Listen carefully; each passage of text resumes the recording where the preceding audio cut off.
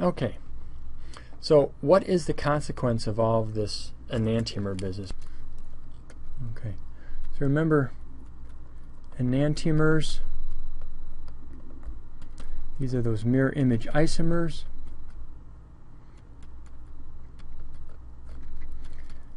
They must have a chiral carbon, which has 4 different atoms or groups of atoms attached to it. They have the same physical properties except for optical rotation.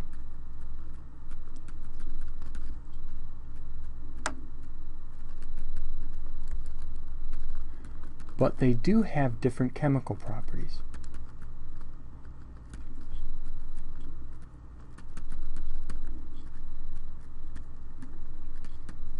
Now, most separations, we did some separations in the lab, like we did some filtering and stuff like that. They're based on physical properties, based on maybe the density or the solubility or something like that. Optical rotation cannot be used. It's a physical property, but there's no way to use it to separate a mixture of enantiomers.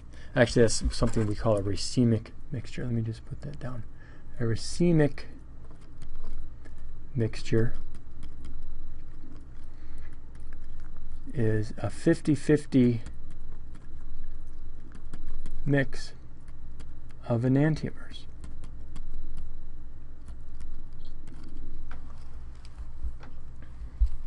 So a racemic mixture would have 50% of the plus enantiomer, so we'll say it's 50% plus, so it rotates light to the right, and it's 50% minus, so it rotates light to the left, and taken together, those two cancel each other, so a racemic mixture is not optically active. Okay, so racemic mixture is a term you should know. So, all right, Louis Pasteur, if you don't know who he is, he did a lot of great things. He was actually he was a good artist, in addition to being a super scientist. Developed a vaccine for rabies, and he was the one who figured out that it was germs that cause disease. So the germ theory of disease is Pasteur's work, and it was not bad air or sins of your ancestors or evil hex or something like that. It were these microbes that was doing it. So here you see Pasteur in his lab autoclaving, sterilizing some media here. All right, but one of the other contributions he had was recognizing the significance, and this has been building up to this now, is the significance of these enantiomers. Big deal. So you got one object in this mirror image. Well, another thing you'll notice in science is aspects at the atomic or molecular level, at the microscopic level in any event, is often translates to properties that you can view at the macroscopic level. A good example of this would be muscle fibers. Okay, you might know something about anatomy and how your skeletal muscle, your striated muscle is bundled, and how those muscle fibers fire and whatnot. And if you've ever, cut into a steak or a chicken or something like that, you can actually see those fibers. Okay, but that's something that's manifested at the macroscopic level. That's a consequence of how those atoms are arranged at the molecular level. Similarly here, we have two crystals, and this is Pasteur. I don't know how he did this, but they look pretty much the same to me. A couple lumps here, right? But if you look at them carefully, and he's drawing them out here, they are mirror images of one another. So this is centimeter. This is about 0.8 centimeters wide, so they're pretty small. But he was working with a compound called sodium ammonium tartrate. I won't get into the details here, but basically it had something to do with the wine industry. Pasteur, working in France, was asked by these winemakers to figure out what this stuff is that was collecting on the wine casks. So, all right, so he isolated these crystals, and he didn't do this experiment at first and to realize that they were enantiomers, mirror images of one another. But what he noticed is he had, let me draw a little picture down here maybe. He had a flask of this stuff, and it was in solution. And you know how the French are apt to take August off. So I don't know if it was August or not, but let's say he left this solution of this sodium ammonium tartrate go for a few days. So I'll just put here time.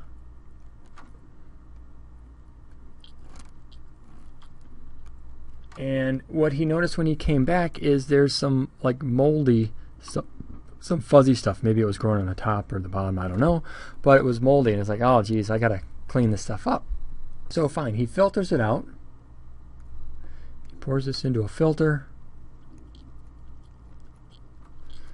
Recollects, keeps the mold on the filter, and the stuff that he's collected, I missed here, but let's say it goes into the flask. Collects this stuff, and for whatever reason, maybe to make sure that it was still pure, he knew that this stuff, this tartaric, it was a salt of tartaric acid, tartaric acid salt, sodium. It's a sodium ammonium salt of tartaric acid. Was not optically active.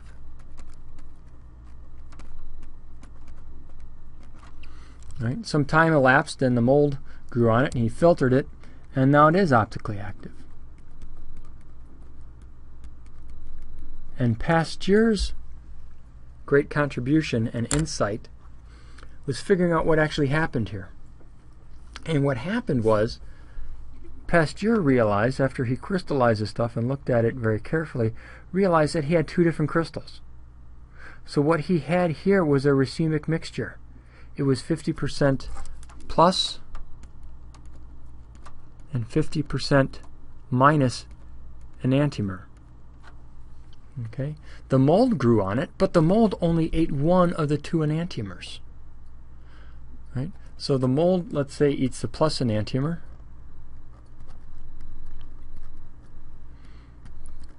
The mold was surviving on the tartaric acid that's in there. The mold eats the, I should say 50%, right? I'll put it here. Eats the plus enantiomer. And so what's left down here is the minus enantiomer. And Pasteur's great contribution was recognizing that organisms have a preference for one enantiomer over another. And we'll see this when we get into the carbohydrates and also amino acids and proteins.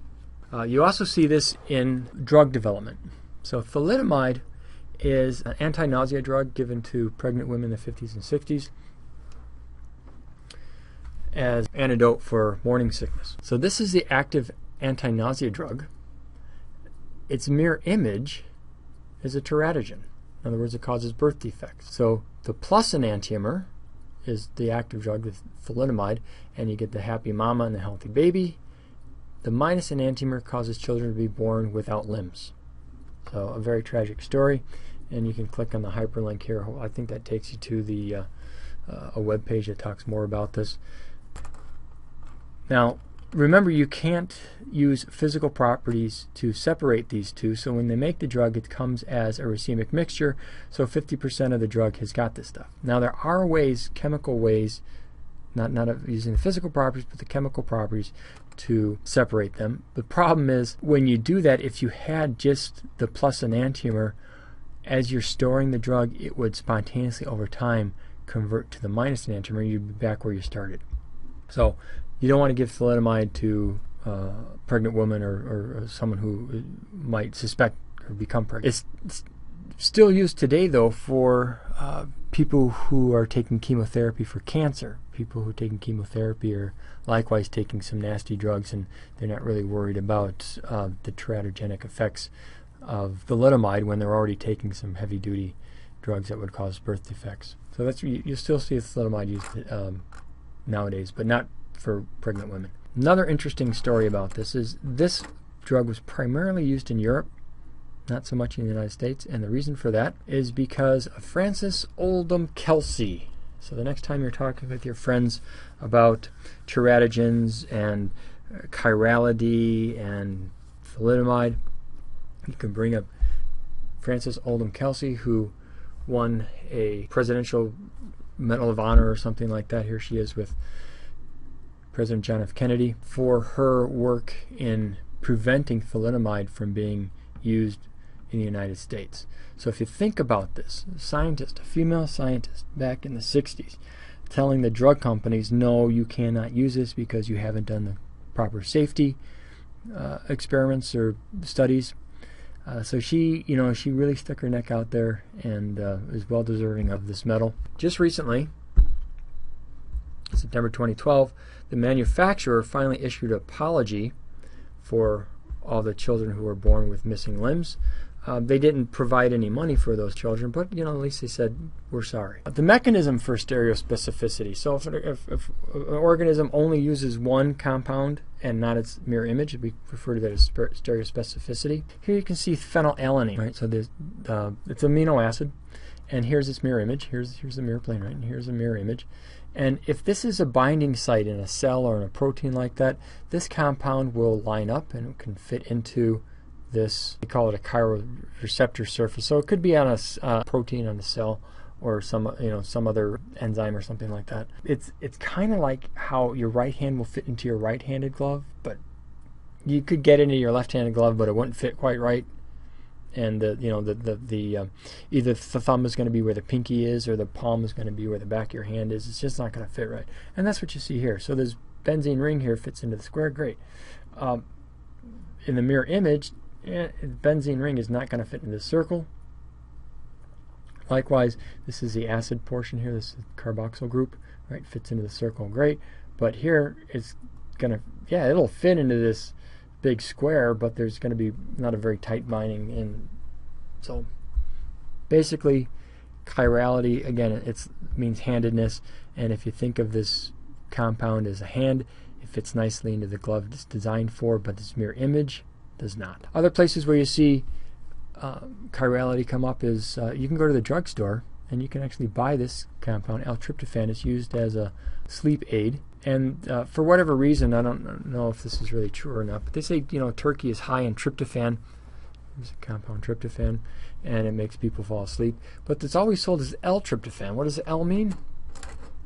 What the L means is the enantiomer designation. There is also a D-tryptophan. And in a normal, we'll talk about Fischer projections in just a moment, but if we draw a tryptophan here, okay, so that's the acid group. We've got a carbon here. This is referred to as the alpha carbon. We have a hydrogen. You can put it in here. And then an amino group. And then I just put here the rest of the molecule. I don't want to draw the rest of the molecule, but in a conventional Fischer projection, this amino group is on the left, and that's what the L means. It does not mean it's levorotatory. You remember that term, levorotatory?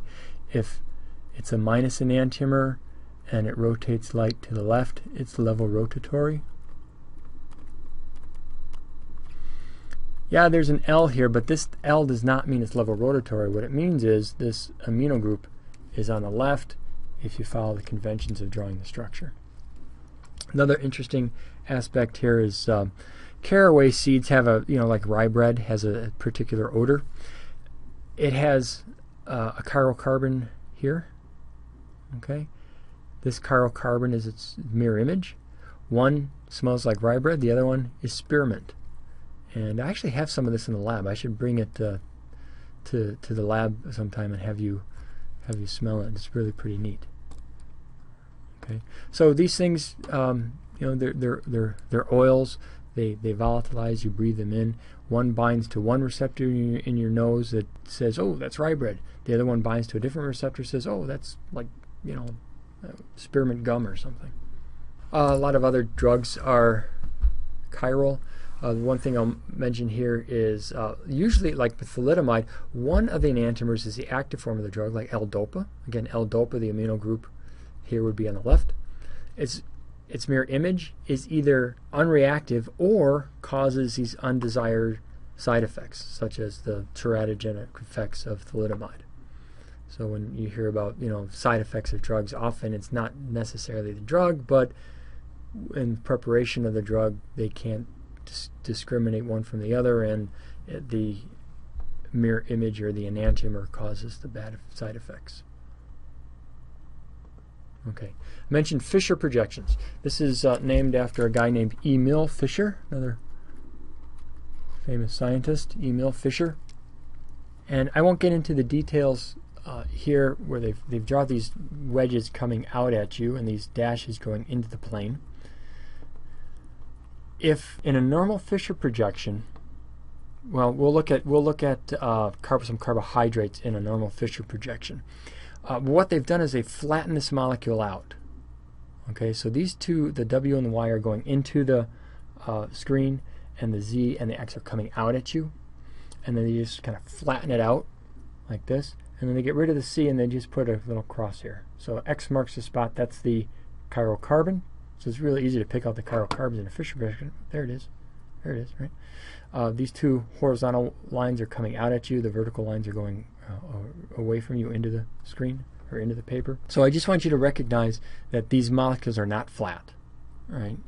The chiral carbon is this where the lines cross, and the molecule is not flat. And we'll look at some other Fischer projections in a moment. These two guys are enantiomers.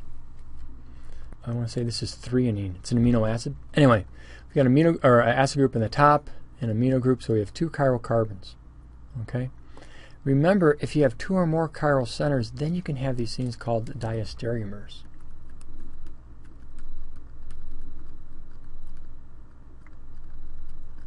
What are diastereomers? Well, enantiomers we know. Enantiomers are mirror images. So we here have the mirror. The left is reflected to the left. The hydrogen is reflected to the hydrogen. The amino group to the amino group. So let's just look at the amino group here. Here are the amino groups on the left. So I'm going to put a little L here for left. Its mirror image, the amino group, is on the right. Okay, your left hand is a mirror image of your right hand. Here the alcohol group is on the right. If you think of this, the backbone of this molecule, right? It's on the right-hand side of the molecule. This alcohol group is on the left, right? So right equals left in a mirror. So these two guys are enantiomers. They have the same chemical formula. The atoms are arranged in exactly the same way. As you walk through this molecule, you're going to encounter the same atoms. It's just that, is that amino group on the left-hand side or is it on the right-hand side? Is the alcohol group on the right-hand side or the left-hand side? And that's what distinguishes one compound from another. These guys are mirror images, enantiomers.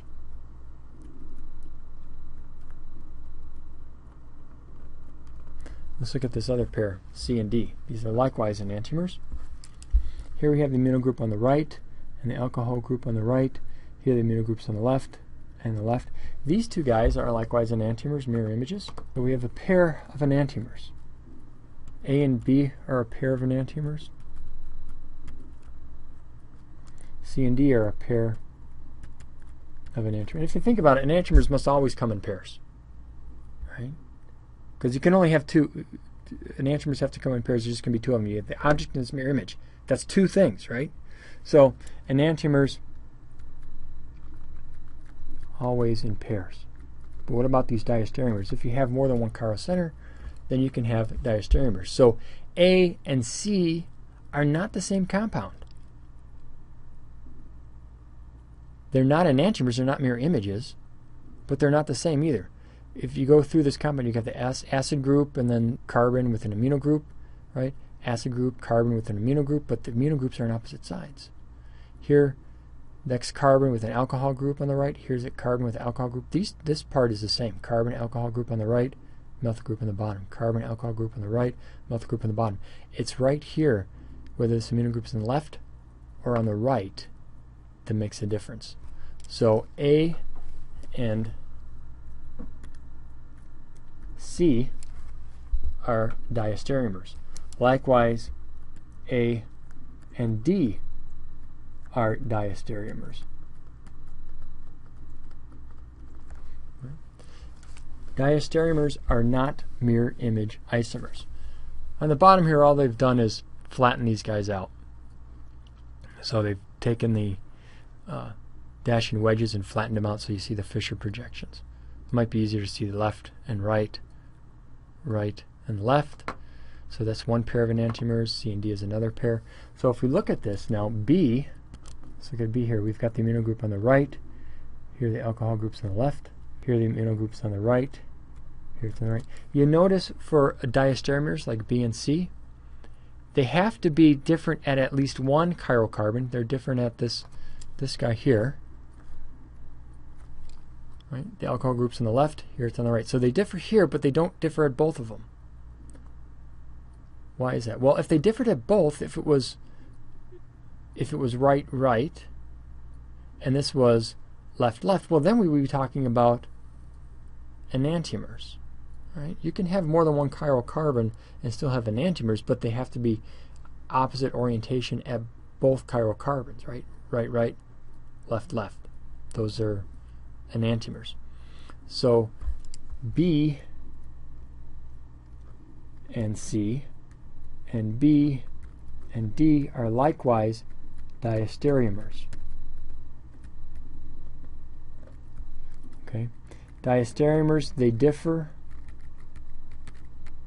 at least one chiral carbon, but not at all chiral carbons.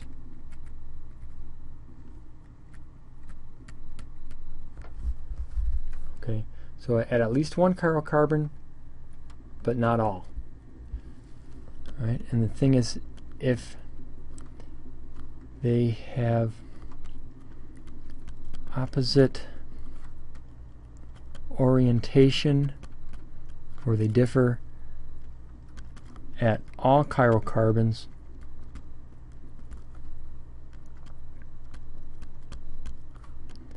then they are enantiomers.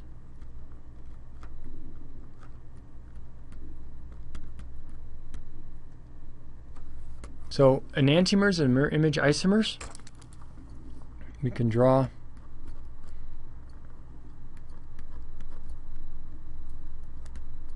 something like this.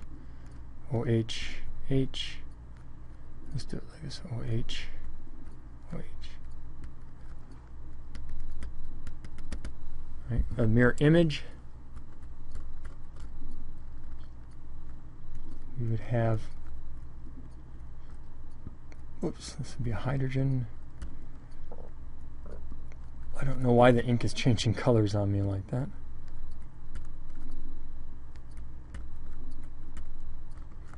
Okay, all these alcohol groups, these OHs are on the left. Here they're all on the right. A diastereomer, you can think of some other different diastereomers. I'm just going to draw one here. I'm going to change one of these.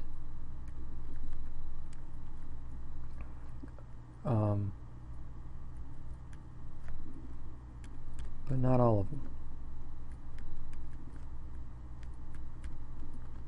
Okay. So now we have two on the right and only one alcohol group on the left. This guy is a diastereomer to these two. Right? This guy differs at, what should we call these? A, B, and C. Right? The second chiral, the middle chiral carbon here is different from this guy in the middle. Right, here's on the left, here it's on the right. Okay, so B and C are diastereomers. A and C are likewise diastereomers. All these are on the left. Here we only have one on the left, two on the right. Now, if they were all on the right, then A and C would be enantiomers. They would be mirror images, but they're not. Here, A and C differ at two chiral centers, but not all. B and C, they differ at one chiral center, but not all. So you might want to pause this and study this a bit and see if you can figure out which ones are which here. But so do that now, and then we'll go through this and see what's what. Which compound is an enantiomer of W? Here's W. We got two chiral carbons, and so what I'm going to do is I'm going to the heteroatoms, the bromine and the chlorine, are on the right. So it's right, right. If I'm looking for an enantiomer, I'm looking for these two guys to be on the left, and that's here with Z. So which compound is an enantiomer of W? It's Z. Which compound is an enantiomer of X? Okay, so for X, chlorine is on the right, bromine is on the left. So what we're looking for is chlorine on the left, right here, and bromine on the right. So left, right. So Y is an enantiomer of X. Which two compounds are diastereomers of Y? Okay, well, Y is left-right. X is right-left. So it can't be X, it's got to be W and Z. And you can convince yourself of that. Which two compounds are diastereomers of Z? Well, Z, it's left-left. So W is right-right. W and Z are enantiomers. So X and Y are diastereomers of Z. Now we get to some fun. When I was in graduate school, I had to know the structures and names for all these guys, and then probably forgot it. The ones that are most important for us are glucose, galactose, and fructose. Fructose you don't see here. Anyway, these are all D-aldoses. What makes them an aldose is that they have an aldehyde. Okay, so let's just look down here. Glucose, we've got the alcohol group in the right, left, right, right. It would have an enantiomer, we call it L-glucose.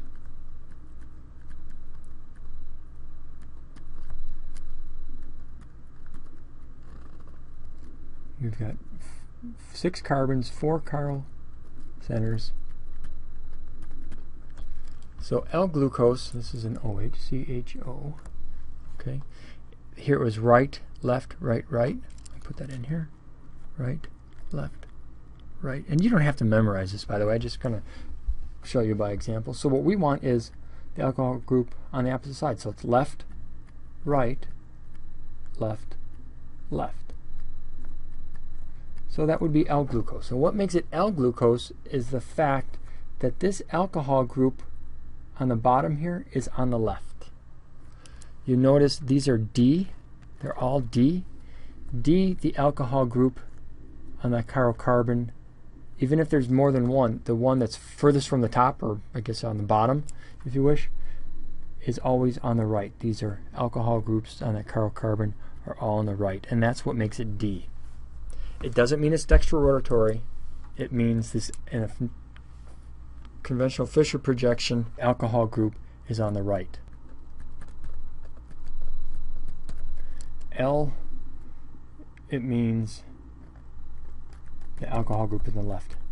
Not necessarily level rotatory.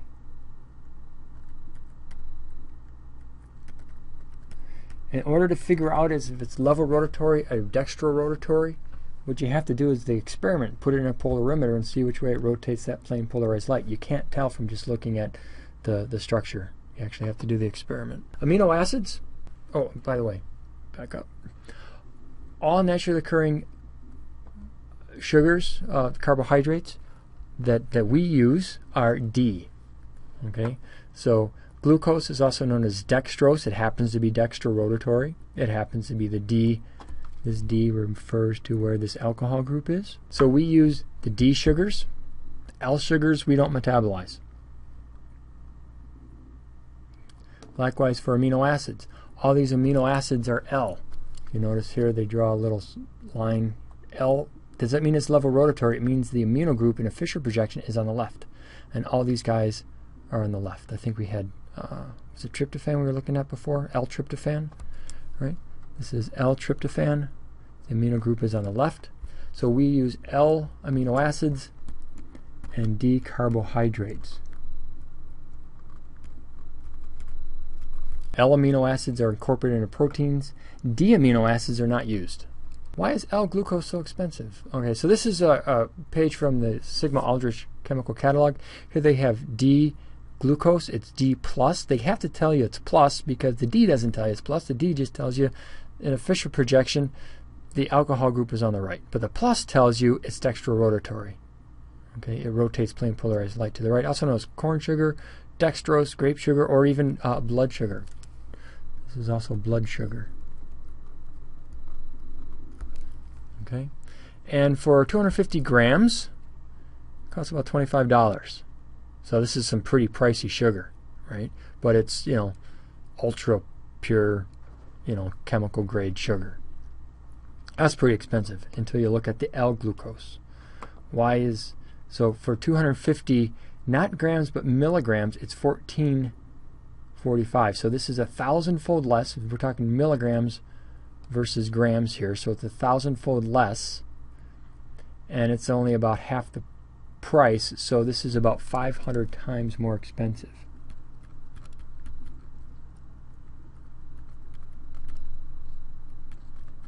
Did I hear spell costlier? Costs 500 times more per milligram. Why is that? Well, because you can get glucose from corn or grapes or any other natural source. L-glucose doesn't exist in nature. You have to pay someone in a lab coat to make the stuff. And the last thing I'll leave you with, very important, is to recognize that everything has a mirror image. Okay? The thing about enantiomers isn't the big deal isn't that all these compounds have a mirror image. Every compound has a mirror image. The trick is that with enantiomers, the mirror image is not the same compound. It's a different compound, and often it's either not used by organisms or it causes some bad effects. All right.